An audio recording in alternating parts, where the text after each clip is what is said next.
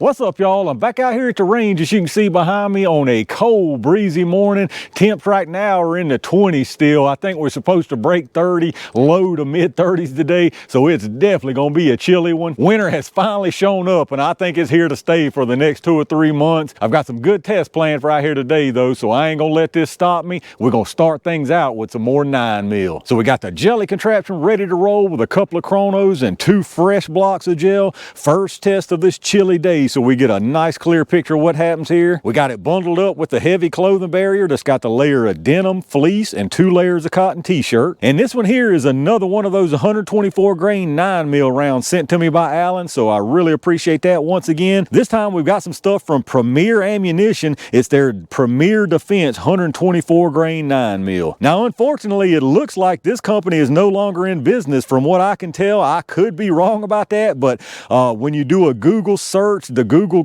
results come up permanently closed. Their website's gone, all of their social media. I hadn't seen any activity on any of that in like 3 years, so I have to assume this company is no longer in business. If any of y'all down there know different, let me know down in the comments. But we're gonna give it a test anyway, since I'm sure some people out there probably have some of this, might be interested in seeing what kind of performance they get with it. So again, it's a 124 grain 9mm. It's a very unique looking round here. You can see the cartridge, brass case.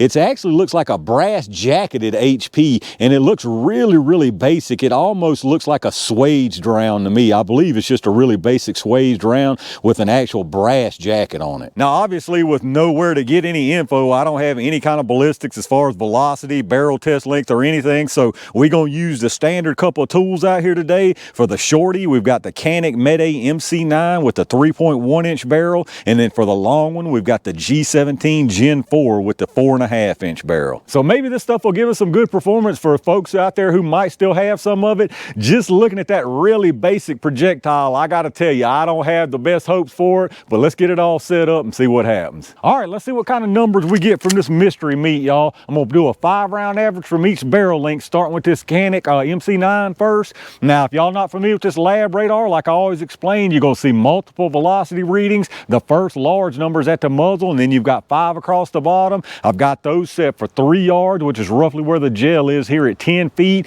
And then I've got them set for 10, 15, 25, and 50 yards. Again, remember, I don't have any info on this stuff right here, so I have absolutely no idea what to expect. Not very stout feeling. 958. Whew, yeah. 936. Good grief. 939. 935. And 925, so they seem very consistent, but consistently incredibly slow. Let's check out the average. All right, y'all, this is definitely not looking good. We had a 5-round average there of 939 feet per second, an extreme spread of 33 with a 12.1 standard deviation. That is terrible velocity for 124 9mm. With those basic looking projectiles, I don't think that stuff has any chance of any kind of expansion. So let's get it reset and see what the G17 does. All right, let's see what this G17 does for it. If I was guessing, I would say this stuff probably still won't hit 1,000 even out of this G17, but it might just barely do it. Whew, that feels so weak. 987. I mean, look at that brass just barely hopping out. 978. I mean, it is so weak, y'all. 983.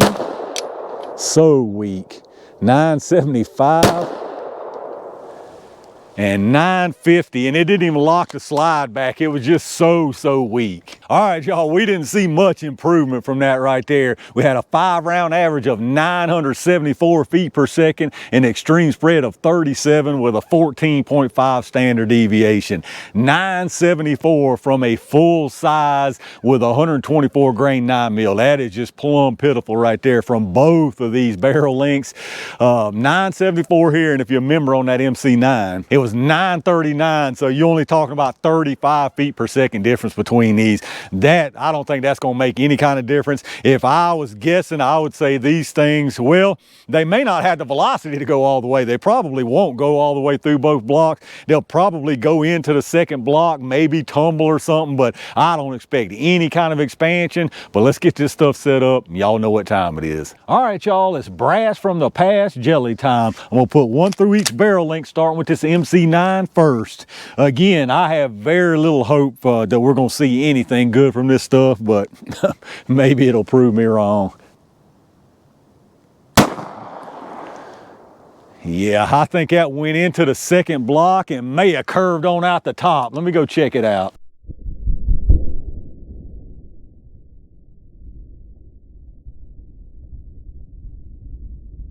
All right, it didn't curve out, but it was terrible. And that's pretty much what I expected to see. I expected the worst, and that's exactly what we got. That thing barely broke 900 feet per second down there. I expect more of the bad same from this right here. Yeah, I'm pretty sure we got the exact same thing. Let's go down here and check it out.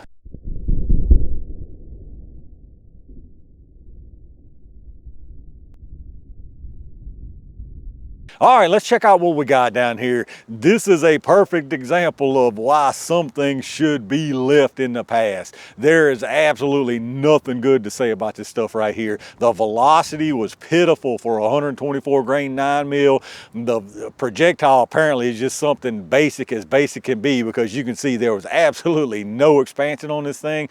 Just terrible, terrible performance. So on the top, of course, that was the one from the MC9. You can see it comes in here, no kind of disruption really, just a straight line. Definitely some tumbling right there. Keeps on trucking into that second block, probably about 6 inches or so, and it is sitting down here backwards with absolutely no expansion at all. And then of course up underneath that was the one from the G17. That one come in, same kind of deal, virtually no disruption all the way through this first block, straight line. It doesn't look like this one tumbled because there's no big tumbling area there.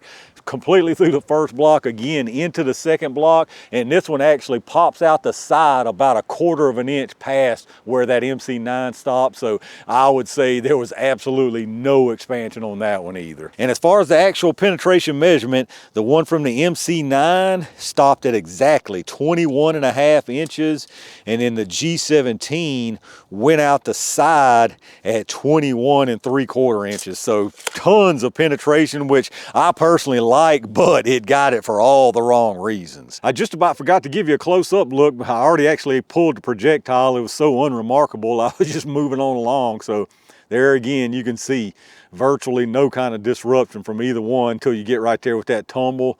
They both keep on trucking all the way through that first block into the second block. There's where the MC9 stopped. It was sitting backwards, and there's where the G17 went out the side. And then from the top here, you can see that tumbling right there.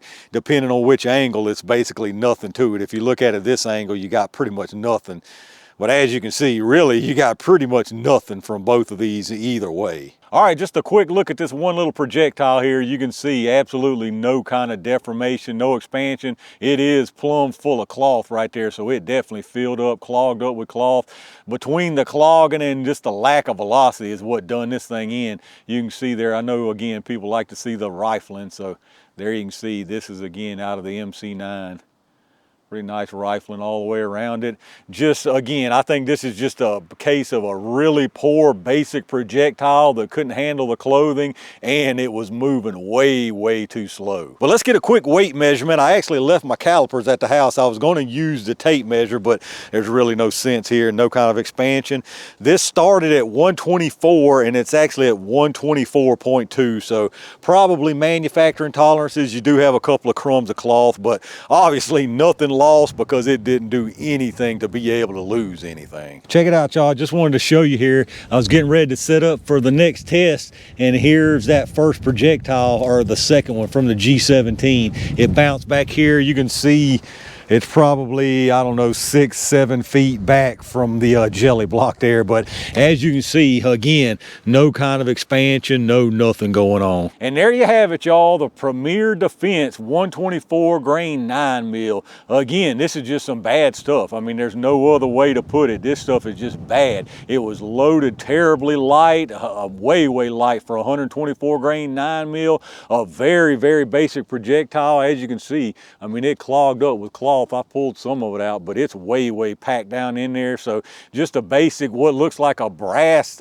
jacketed swaged projectile. So I don't know why this place isn't around anymore, but I can tell you right now, based on the performance right here, it really shouldn't be missed. All right, I'm gonna wrap it up right there for a pretty pitiful way to start this cold day of testing. There really ain't much left to say about this stuff right here. It's just bad. I mean, it's just overall bad. The velocity, the performance in the gel, no expansion. You got plenty of penetration though, but you can get that with a FMJ or something else if you ain't worried about expansion. So I don't know exactly why this company's not in business anymore, but I can tell you right now, if anybody were to have gotten any of this stuff and done any testing on it, there's no way they would reorder. They would probably call them up and complain. So no matter what the reason, after seeing the performance from it out here today, I don't think anybody's missing anything. But let me know what y'all think about this stuff down in the comments. Do any of y'all actually have any of this ammo from them, this 9mm or some other kind of round? Do you know anything about the company, maybe why they're not around anymore? Let me know down in the comments what your thoughts are. If you did enjoy the video, take a second and hit that thumbs up button, subscribe to the channel, and make sure you've got those notifications turned on so you get notified when I upload stuff. Take a second and check out those affiliate links down in the video description. Anything you get after hitting those links up, I do get a kickback from them towards the channel, so I really appreciate that. Big thanks again to all my Range Gang members and every single one of y'all for supporting the channel. I've got a couple more tests planned for out here on this cold day, so stay tuned for that. And in the meantime, stay safe, stay prepared, and I'll see y'all soon.